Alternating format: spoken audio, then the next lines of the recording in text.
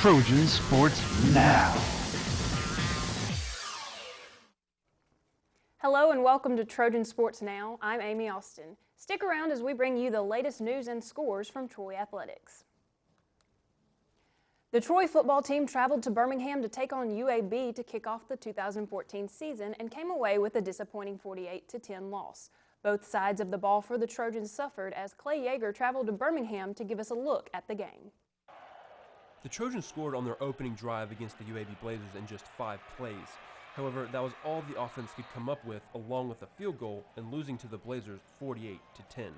Head coach Larry Blakeney took the loss upon himself.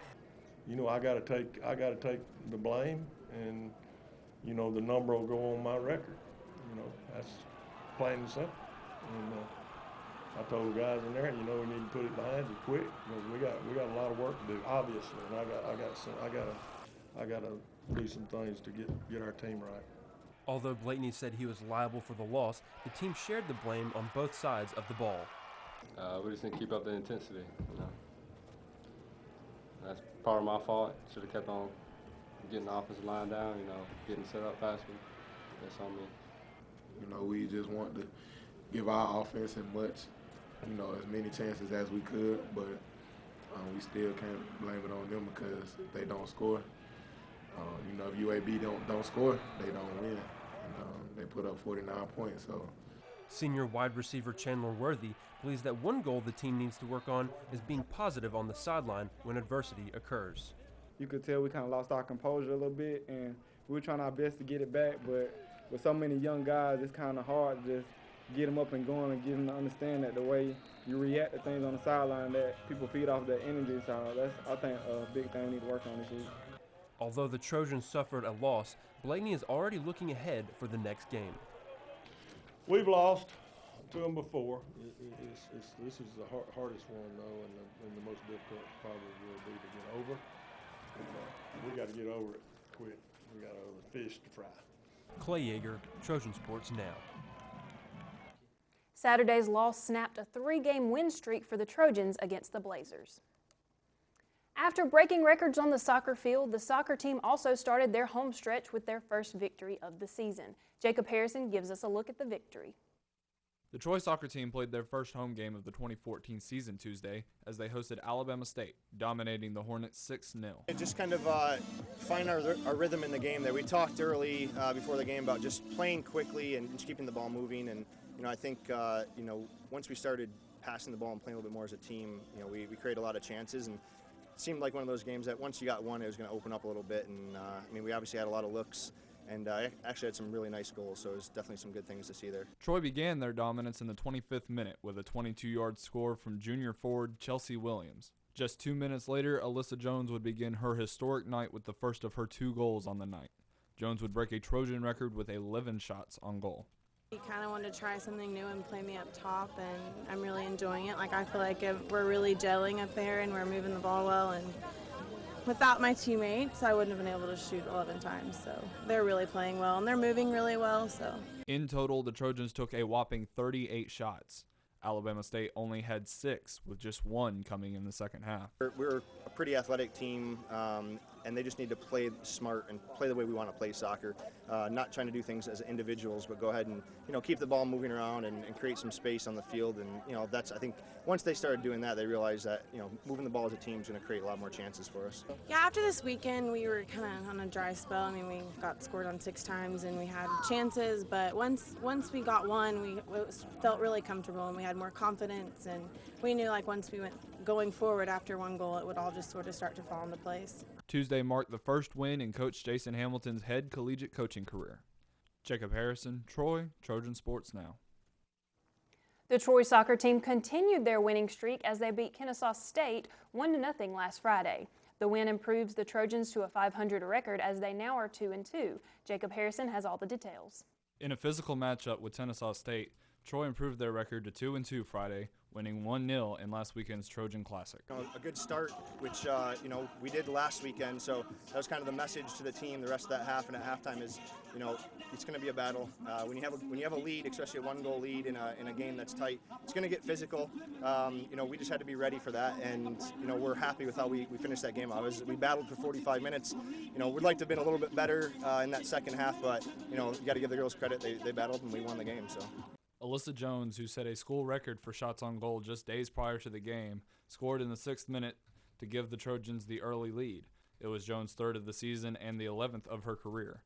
The goal would be the deciding factor of the game, as it was one of only 6 shots in the game, all for the Trojans. So we knew coming into this one we had to play like we played against LSU, and we were like moving it, and we knew it was important to get one early so we could just kind of, because it's hot, so we wanted to get ahead early so we could just kind of sit behind and play.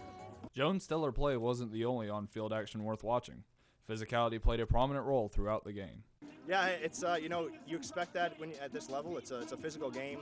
If we keep the ball moving, we get rid of the ball quickly, then there's less opportunities. But they're a good team. They challenged us and we challenged them, so we're happy with it. I think that we got called on a little bit more than we were actually fouling, but it was really a physical game. It's just going to get us more ready for conference when we get into conference. Jacob Harrison, Troy, Trojan Sports Now. And the Trojans wrapped up the Trojan Classic on Sunday against Tennessee Tech. The Trojans defeated the Golden Eagles 3-0 Sunday afternoon at the Trojan Soccer Complex. It was also the first time the team has reeled off 3 consecutive shutout wins since 2010. Alyssa Jones picked up her 4th goal of the season.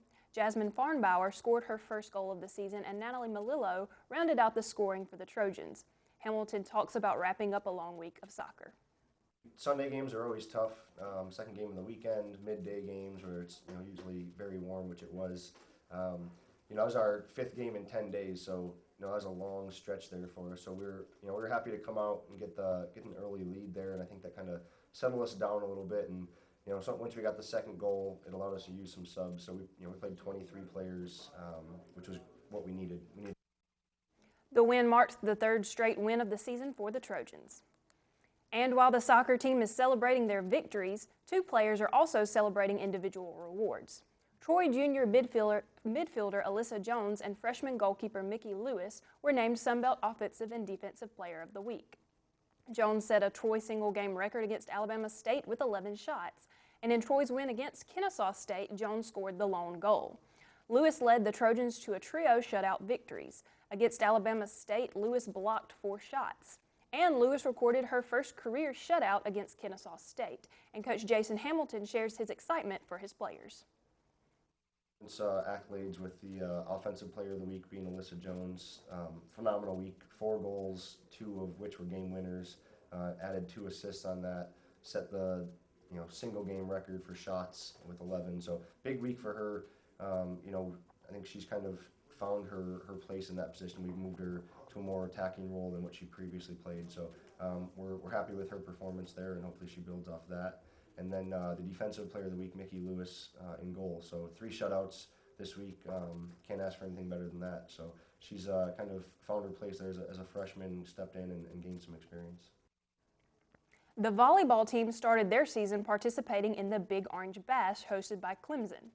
Troy won the first game against Austin Peay. Troy defeated Austin Peay 3-0 as they had 45 kills throughout the match and only 7 errors. Maria Zelenovich led for the Trojans with 16 kills, 3 errors, and 27 attempts. The win snapped Troy's 4 straight season open loss streak.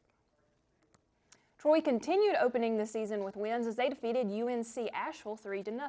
Troy's attack percentage was .432 as the Trojans had 44 kills and only 6 errors against the Bulldogs. Junior Blair Winston led the way in kills for the Trojans as she had 10 kills throughout the game. Kia Cheatham followed with 9 kills. Along with kills, the Trojans had 8 service aces throughout the victory. Troy continued the winning streak with a 3-2 upset over USC Upstate. After Troy lost the first set, they came back to defeat USC Upstate. In the 5th set for the Trojans, Troy scored 6 straight to take an early lead, which led to the match victory. Zelenovich led with 18 kills, followed by Winston, who had 14, and Simone Shaw with 12.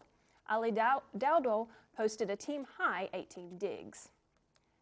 Troy's only loss came from the host team from the Big Orange Bash. Clemson defeated Troy 3-1. Troy came out swinging and won the first match, but the Tigers came back to take the next 3 sets. Winston led the Trojans with 13 kills and was closely followed by Zelenovic, who had 10. Troy totaled 17 attack errors, which led to the loss. Troy was able to post double-digit team blocks throughout the game. And for volleyball, the Trojans opened their season with a 3-1 showing at the Big Orange Bash at Clemson, only falling to the host team on Saturday. However, the Trojans found some redemption in their home opener on Labor Day. Khadijah Torbert has more from the match.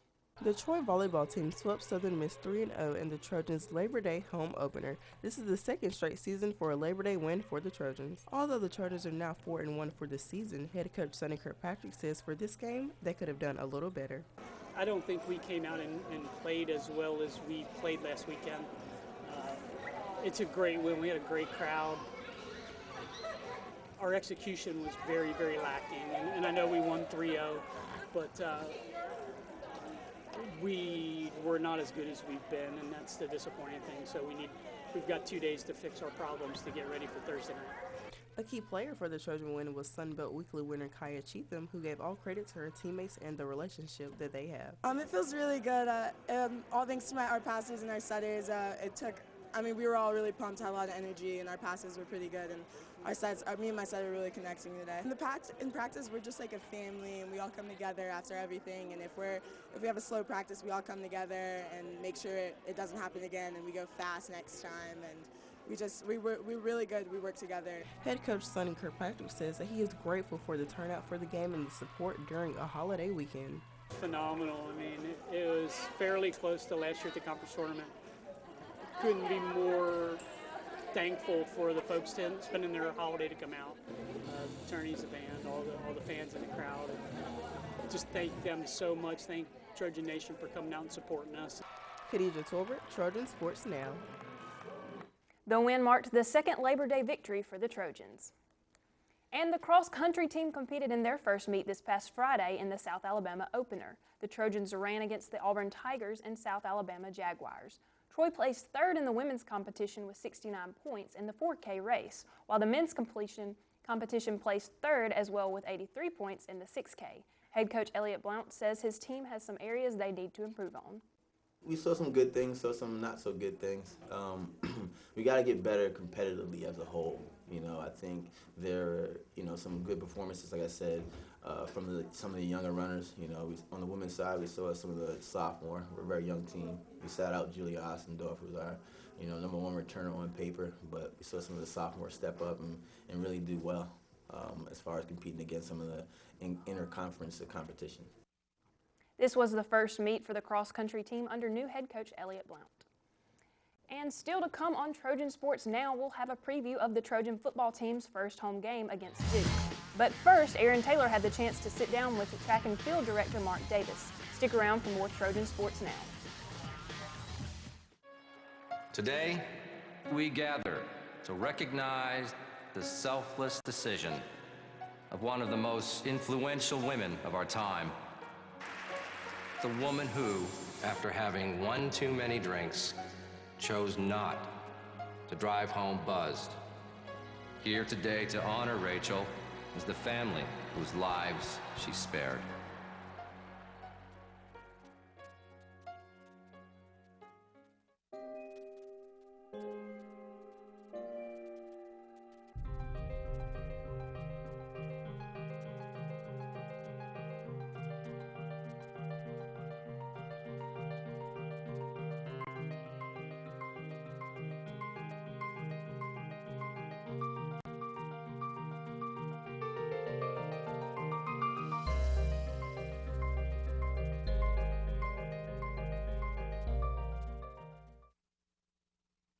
This semester, Troy University welcomed a new director for the track and field program. For this week's interview segment, Aaron Taylor sits down with Mark Davis. My guest today, Director of Track and Field, the new Director of Track and Field, Mark Davis. Mark, thanks for joining me here today. No problem. And as I mentioned, new, relatively new to campus as well. You haven't been here very long. How have you gotten adjusted to things here in Troy? It's been great. The adjustment period hasn't been very long. We've been welcomed with open arms, me and the new staff, and it's been a great experience for us so far. Well, let's talk a little about your history, what brought you here, for folks out there who are thinking, what makes him, the qualified to be the director here. Tell us about where you've come from up to this point. So I was at Yale for 14 years. I started as an assistant and ended up as the men's head coach. And it was just time. I was ready to have my own program, and I wanted to, I figured that it was the time to do it after after 14 years. I saw the job posted, I applied, and here I am. And brought you here. And so now you've been up in the north for most of your career, if not all of your career. My whole career, yeah. Then now you've made the transition to the south. Mm-hmm. What do you think, I guess, other than, maybe some of the culture for track and field as an outdoor sport, the weather, I would think, plays a big factor. Yeah, I mean, up north, obviously, we're always chasing weather in the spring, especially. Indoors is great, but once we get outdoors, you never know what you're going to get in March and April. May is great, June is great, but March and April are tricky, so we're always trying to find the weather, and I came to it this time, I just decided to come down here. Well, of course, there probably weren't a lot of 100-degree days with 98% humidity up in Connecticut. Not at that point, no. Not really. So you have to deal with that sort of thing once you get here to Alabama. Right. Now, right. And let's talk a little about your plans and expectations for this program. Obviously, you've got an entire program under your control now. What are some of your plans and expectations? I mean, the main focus is getting better. I want to get out of the basement of the Sun Belt. And, I think the way we're going to do that is we're going to have a complete team and just bring a new focus to it. That's the goal. I think that it's going to be tough because, there are going to be some expectations of me from the kids that, it'll be different from what they're used to. But change is good, and I think that they're going to need to really adapt to me just like I have to adapt to them. And I think that if me and the staff can get everybody on board, we're going to be great. We're going to be a great team here. And that's what I was going to ask about, the challenges of a coach coming into a program that have the athletes that have had another coach under their under their supervision for a while, and now you've got someone new. What are some of the challenges that you think you might be able to face in having that, or are there going to be challenges at all there? I mean, basically, everybody just has to be on the same page. They have to know, and I have to know that we're doing things together, and we have to get everybody to buy in. I mean, that's the biggest thing. There are different training philosophies that everybody has, and mine is going to be different than what they're used to. Coach Blount's is going to be different than what they're used to. Coach Clayton's is going to be different than what they're used to. But there are different ways to do things, and that's what everybody has to understand. Yeah. And now, of course, you've got a chance to see the facilities and what you've got to work with here. What were your first impressions of what you're working with here, facilities-wise, and things of that sort here? I thought they were great. The track is great. The weight rooms, our fitness centers, they're great. I think we have what we need to work with, and I think that there's no excuses at this point. I mean, we can get out there and get it done with what we have, and I think it'll be a great experience, great ride for us. And of course, one of the things is building a program. So what about some of your expectations about the future of this program, especially when it comes to once you start getting on that recruiting trail and what you're going to try to bring into, what do you see for the future here? We're just going to try to get the best kids in we can get. We're going to make kids tell us no. Just keep recruiting and pounding the pavement to find the kids we need to get and just make them tell us no if they're not going to come. But our goal is to get the best and the brightest kids to come here and be good for us.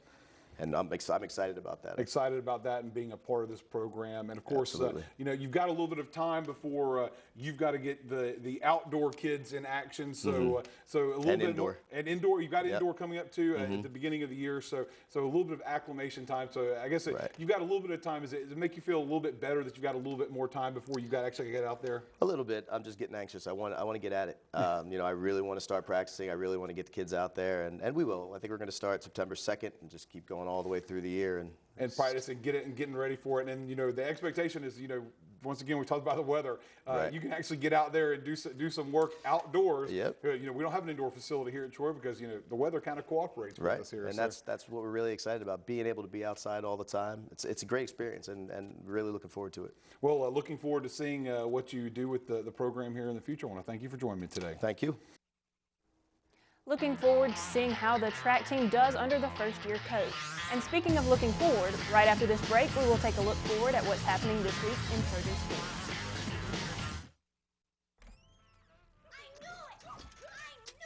Oh, this isn't good. I was a gift from him to her. I'm going to the animal shelter, which isn't necessarily bad. I just hate the stigma associated with shelter pets. People will think I bite or that I spray everywhere. They're the ones with problems. I'm totally fine. Adopt me, you'll see. I'm gonna go pack. I can't even believe you! And she has a mustache!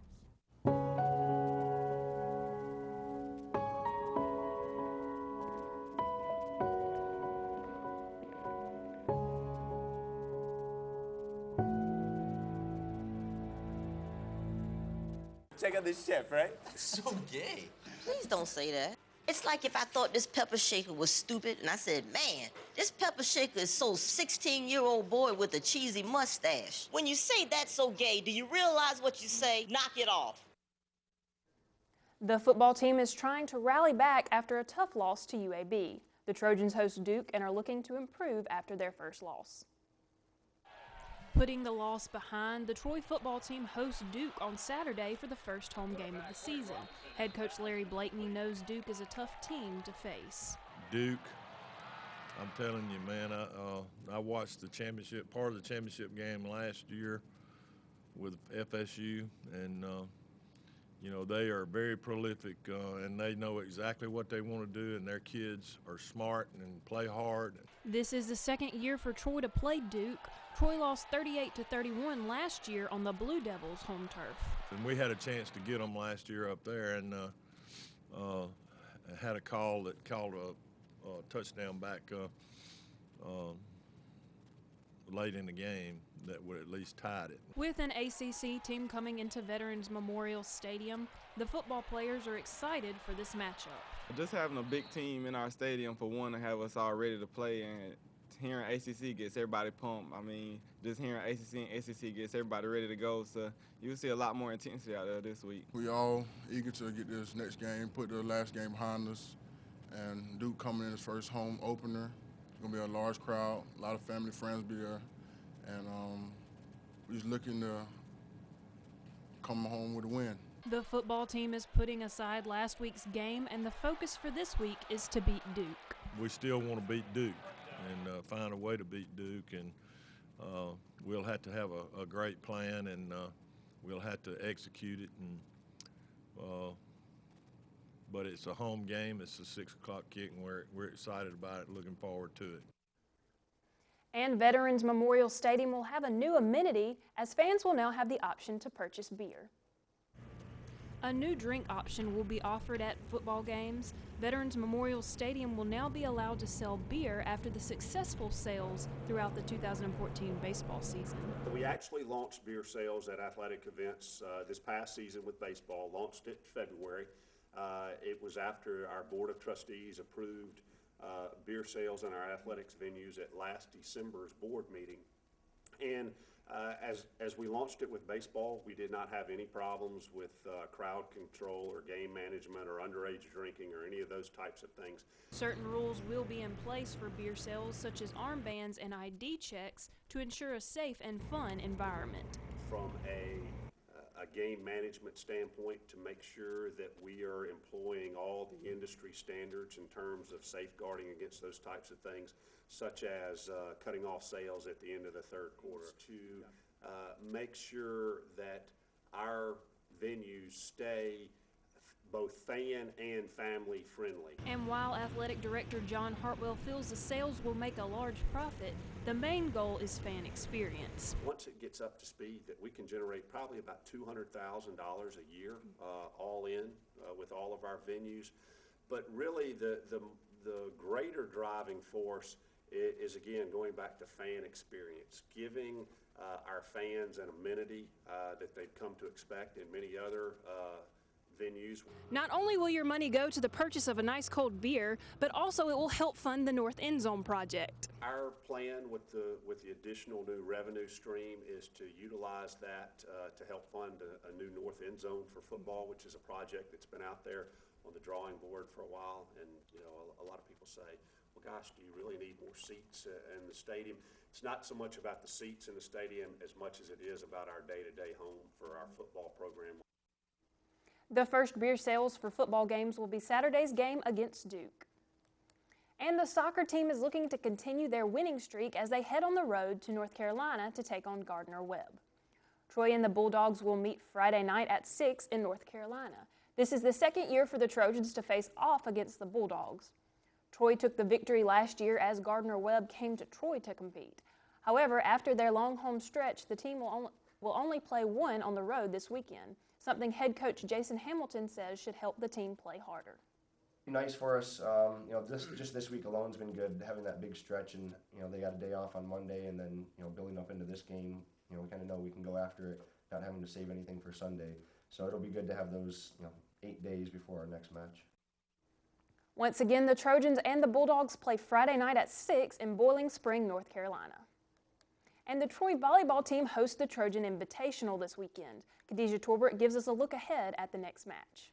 The Troy volleyball team will look to continue its wins as they host the Trojan Invitational on Thursday with Mercer and Friday with Alabama A&M and Jacksonville State. Head coach Sonny Kirkpatrick says once they improve their slight mistakes, they'll be ready for the 6-match tournament. We're just trying to break down what we have kind of been struggling with. We're trying to get as many touches on the ball as we can, especially in service, even defense. We kind of struggled over the last couple matches with that, and we're just trying to get a little bit better every day so that we can be ready for them tomorrow. Although in the past, Mercer has not been at their best, this year Kirkpatrick says they are pretty sound and that Troy will not go into this match lightly, and they are dissecting their tapes diligently to prepare for this match. We're breaking down as we speak, and the team will actually be watching video tonight when we get done practice, just so that they know what to expect from them. Mercer's a really nice team. They were really injured last year, and that kind of led to them not having a great year, but they just won the tournament they were at over at College of Charleston. College of Charleston's an NCAA team, and they beat them 3-0. So we can't go in expecting them to not be good. They've proven over the first weekend that they're a pretty sound team. Senior Kayla Pickard is out for the season due to a knee injury during the Southern Miss match, but the team will not lose focus going into this 2-day event. We're a team, and they're helping her out as much as she needs and is asking for it. And whether it's helping her carry her books to class or getting her food or doing whatever they need to help her out. That's the one thing about this team. It's a really close-knit group, and they're disappointed and upset for her being a senior. But they're willing to do whatever they need to do to help her out and get her through this injury. Kirkpatrick is extremely excited about a home tournament and eager to see the crowd and support for the week. I hope everyone spends a little bit of time with us. A bunch of people spent their holiday with us, and we're hoping that Thursday night and Friday they'll have a chance to come out and yell for us. And if you're still wondering what to do for this weekend in Troy, let's have everybody come out Thursday night at 7 and Friday night at 7 and root for your Trojans. Khadijah Torbert, Trojan Sports Now. The Trojan Invitational will be throughout the weekend as Troy hosts Mercer, Alabama A&M, and Jacksonville State. The cross-country team just finished their first meet, but they already have a weekend off as they won't be running this weekend. However, head coach Elliott Blount is already making plans for their next meet by mixing it up with his roster. We're going to mix it up with the competitors. Most of the people who competed, last week won't compete in 2 weeks, just to see, and then some will, but just to see, get a good cross section of, who's ready to step up and answer the bell, as far as competition goes. The Trojans will head back to Mobile for their second meet on the 12th. And last but not least, the defending Sun Belt Conference champions will be back in action starting Monday. The Trojan women's golf team will head to Bryan, Texas to play in the Memorial hosted by Texas A&M. Head coach Bart Barnes says his team is eager to start the season against some top-level competition. Well, this is the first event. Obviously, it's against a lot of quality competition. There'll be several SEC schools there, a lot of top 50 ranked teams, and it's early. My expectation for the team is just to go and put our best foot forward. We've got some girls with some experience going to the trip. I'm sure they'll be excited, looking forward to the challenge, and I think they're just ready to show what they're made of. Once again, the women's golf team will be in action starting Monday at the Memorial in Bryan, Texas. That's all the time we have for Trojan Sports Now. Check us out online anytime at youtube.com/Troy Trojan Vision to catch anything you missed. I'm Amy Austin. Thanks for watching, and as always, go Trojans!